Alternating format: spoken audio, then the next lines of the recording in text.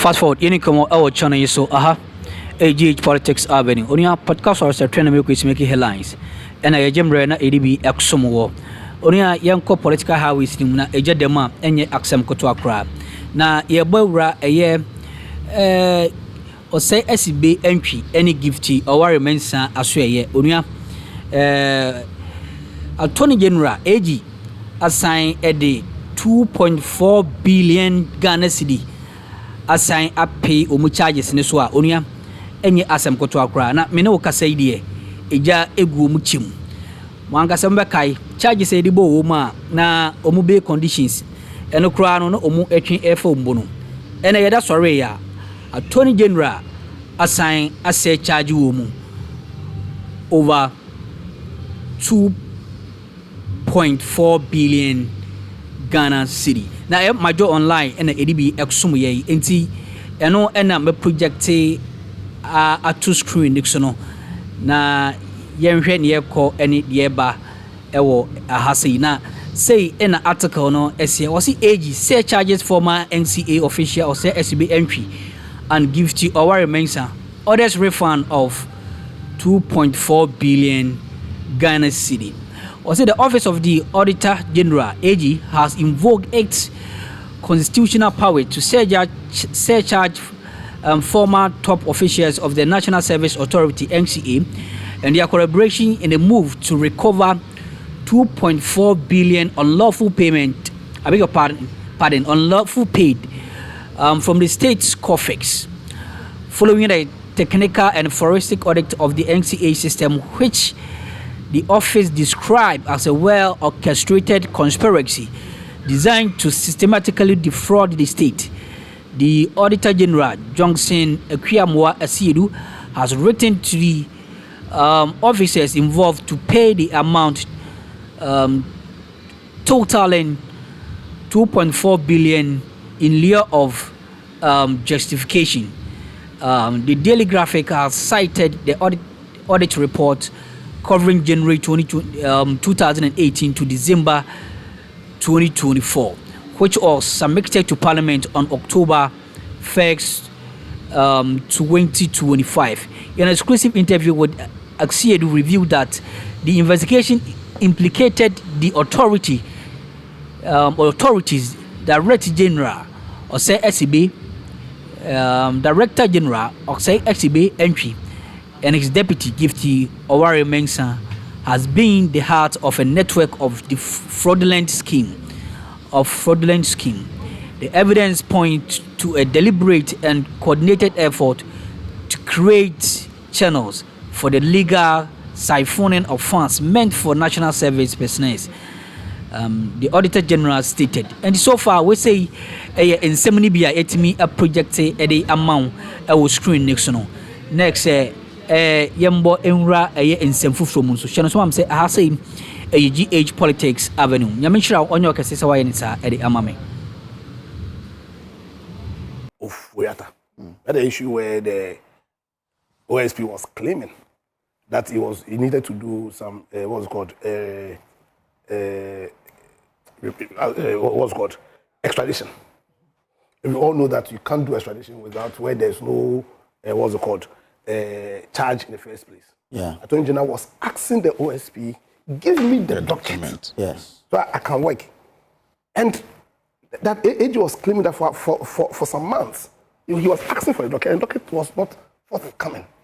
So this then, negates the perception that the AG is influencing the OSP. Per law, the law mandates the Attorney General to authorize the OSP. That's what he said. Per the law, the OSP acts under the authority of the Attorney General. So we didn't create an independent body. The OSP, per the law, per how we created, is not independent. And that's the problem. You understand? So because of this problem, the same issue about the AG, because they are partisan, not wanting to prosecute their partisan colleagues, was also solved. Okay. Because there's a question that I kept on asking. How come let me just make this one. This one. How come the OSP never had the courage to go after Ken of Weata when Nana Addo was still in power? and only started making noise about Ufuata after Addo had left power. What do you think? What are you trying to say? What I'm trying to say is that because the OSP acts on the authorization of the AG. But I asked a question earlier on, fundamentally, that with all the prosecutions that the OSP has done, have we seen the AG instructing him to do so? But we want to know. How are we going to know? No, but let's do the Cecilia case. The Attorney General asked him to investigate. But how has the Attorney General have to give us any report? In all his report, he doesn't say the Attorney General. But the law is telling you. It's not about whether he has the law, the act, and I'm glad yourself you read it to us. It's saying that the OSP does what?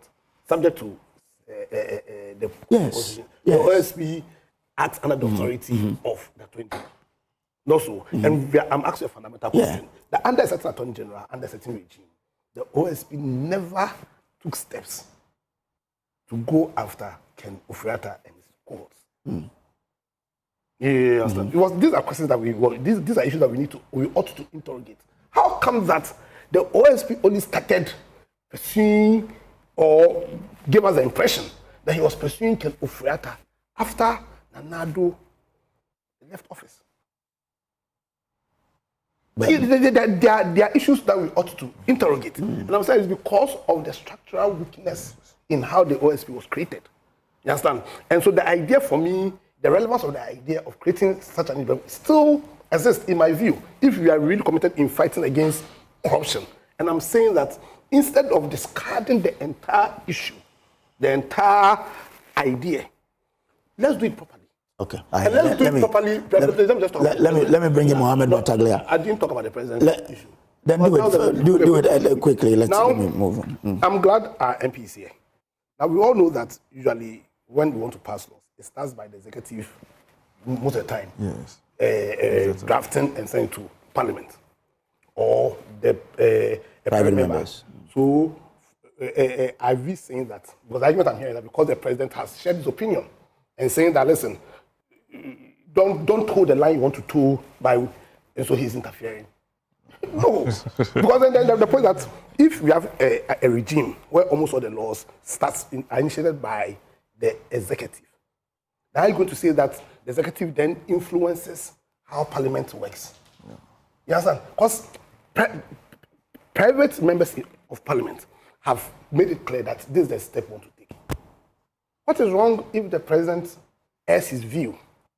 That, listen, I think that the step you want to take is not the right step. Okay. And so I'm advising you. He's not ordering them. Okay. I'm advising you, put a break to it. Why are we making always, we all like the drama. we seem to like the drama of the politics. But I think what the president has done, for me, rather, should be commended. Okay. Because he's not ordered anybody. He's just aired his view like every Ghanaian can air his view. I'm grateful, I Andrew. don't think this step you are taking will inure to the benefit. I'm grateful, Andrew. Well, but Taglia, as members of Parliament, if you want to take an action in the House and the president says, well, put a stop to it, it doesn't make you feel that independence that you have, if there's anything you need to run by the president or the executive. Doesn't that come to you? Not at all. Kojo, before I say anything, let me first use this opportunity to say a very good morning to your cherished viewers, most especially the people of Sisala East. Anytime we are here, we remember them. It's for them we are here. And a very good morning to my brothers. We have Prof, lawyer, and my friend who is going through very difficult times now. Kojo, I think that before I answer your questions, we might always have it in mind that happenings will always determine what we do at one point in time. Prior to 2016 election, the perceptions of corruption had become so topical to the extent that we even created songs in this country about Woyomi, the bus branding, and all that. I think that when NDC lost the election in 2016, the first thing that the government then envisaged was to create an office or an agency that would independently deal with corruption-related issues. Hence, the creation of the OSP's office as per Act 959. But like my brother lawyer said, clearly the office must have derived its mandate from a source. And unfortunately, on that particular agency, the Constitution mandated the office of the Attorney General with that power. And even as per Article 88, Clause 3 and 4, if you read it, you clearly see that the only institution mandated per Constitution, because the Attorney General's office is a creation of the Constitution, is the Attorney General that will initiate and prosecute. And even Article Clause 4 is saying that where the Attorney General deems fit, then will authorize. And that is why in creating that act, they don't want to, they are trying to close a lacuna, said that it doesn't mean that you are hanging there without knowing where you are drawing your source. At the same time, they are painting you to make it look as if you are independent. That's where the difficulty is. So you see today, many people who are challenging are saying that the actual creation of this office is a duplication of efforts, of roles. Yeah. That is creating conflict. People are arguing that. Coupled with the fact that we were dealing with, maybe as we were dealing with a Bawumia, which were just about $58 million. We're talking about bus branding, 3.6 million Ghana cedis, and those things. Today, after the creation of this office, yeah, we are now dealing with what? A national service, that is about 2.4 billion. We are dealing with what? Cathedral. We are dealing with buffer stock.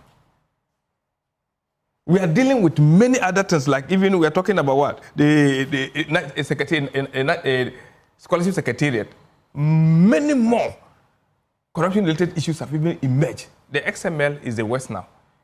And that has been a topical thing today. So people are saying, if indeed this office was created to serve as a deterrent to corruption, it appears as if it's rather a motivation to corruption. That is why people are pushing for the fact that then it doesn't serve the purpose that we wanted. And my brother lawyer made a very good point. Where was the balls of what? OSP. When President Addo was in office, the one who could have faced them was Martin Amidu. Unfortunately, they took him off before even the time. He resigned. Let me say, he went, you know what it was. He was the one who would not keep quiet. He would definitely fight anybody. Even within the NDC, they actually picked Martin Amidu because they saw that even within his own party, he did things. The history is there for us to learn. We don't run away. Let's not play the ostrich. So you're saying they pushed him out? Yeah, of course, you know, to the extent that he described the then president as the recipient of corruption. He wrote several epistles. You read them a lot. Why are we running away from the facts? Then came a Kisi Ajabi. Now, everybody is saying that, yes, all that we are seeing is like a gimmick. You are not giving the child, we are not seeing the real action apart from the tops. Then many people started calling for the relevance of that office. Even the speaker at a point waded into the argument.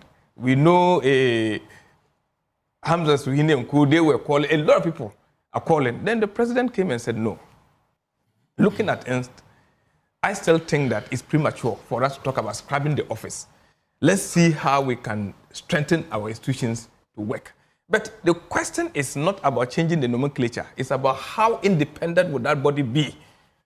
As much as we cannot make that body so independent, it becomes an issue. In that case, having given this opinion and direction, because everybody thought that, yes, the petitions come in to take off, it's just like it's a scheme by these people to take him off to bring their own. The president saying, no, let's not look at that from, like, the office is still very relevant for now. Let's see how we can strengthen it. By then, our leaders, let me say so, Honorable Ayerega and then Honorable Addo also went through a private member's bill in the same pursuit. And he said, no, looking at the things, let's not divert their attention. Let's focus and making sure that we strengthen the institution. So I am requesting, it's even a request made to them, it's not an order. Because normally, like he said, bills will come under the executive fiat. Because you bring bills through the ministry on behalf of the president. Now individuals felt that no, there's something that they have to fight for. But those individuals are not far from the president himself because we are running the system. And if the president is sending a request to them that, oh, for now, let's look at how we can make the system better for us, instead of just scrapping it totally, I think that is a right call. I don't see that as like political interference and anything. I don't see that clearly. But even if you look at those who are saying that, clearly you could see that it's just, once again, the political optics or the we all want to play. Sometimes the drama. I was laughing at my leader on the other side, Leader Habib, when he said that the president is now interfering with what? Issues of parliament, the legislature. And I don't think clearly that was the issue. The president is only giving a direction that we should hasten slowly. Said that we'll make sure that we don't scrap, we brought something. If there's a fundamental issue, let's look into the root cause of it, how we can tweak the law. Fortunately, I think that if we have a way of making it a constitutional body, said that it will stand on its own, if the office of that person is guaranteed, the person can do without any strength from what, the executive or even the legislature, I am sure we will have a team that will be to make corruption less attractive in this country. Otherwise, we all know, to the extent that the Surcharged even came out with a report that we lose up to $3 million annually, $3 billion annually in this country. Once we go to our donors with cap in hand, begging for just 100 million to come and solve our agricultural problem, it's an embarrassment to us. We are all trying to create a system. And if the system that we are putting will be something that will resolve the challenges that we are facing, said that we can solve the perennial issues that we face at the hospital, the water that we don't have, the food that we are trying to secure for our future, the kind of education we want to model for our own children. I think that's what we should be pushing for.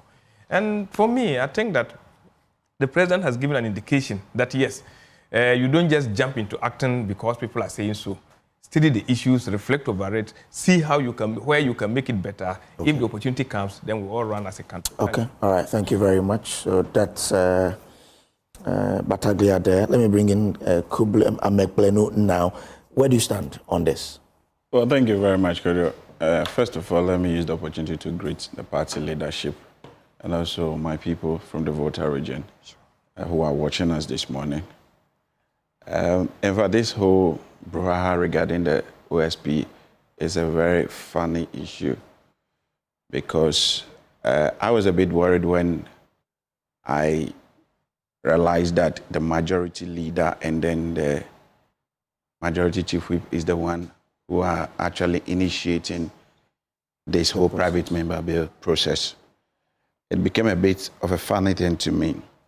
But the first thing I asked myself is, what's the cause root of this whole thing? The cause root of what is happening is as a result of the fact that there is a man who is a darling boy who has been touched.